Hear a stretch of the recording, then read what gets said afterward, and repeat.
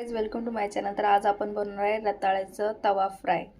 तर ह्याला मस्तपैकी आपण धुवून घेऊ। मस्तपैकी आता आपण ह्याला धुतलंय। आता ह्याला आपण कट करून घेऊ, गोल गोल राऊंड मध्ये मस्तपैकी कट करून घेऊ। हे आपण मस्त उपासासाठी बनवू शकतो। तर चला आता आपण ह्याला कापून घेऊ। बघा गाइस मस्तपैकी आपण ह्याची काप करून घेतलेली आहे।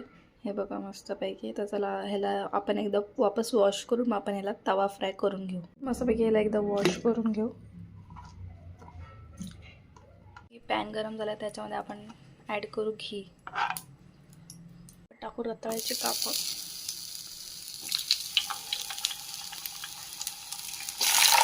तर आपण थोडंसं मीठ, ह्याला वाफवून ठेवतो। एकीकडून आपण ह्याला पलटून घेऊ, वापस तसंच वाफवून शिजू द्यायचं। मस्तपैकी आपली रेसिपी तयार झालेली आहे तवा फ्राय। तुम्ही पण नक्की ट्राय करा गाइस। थँक्यू।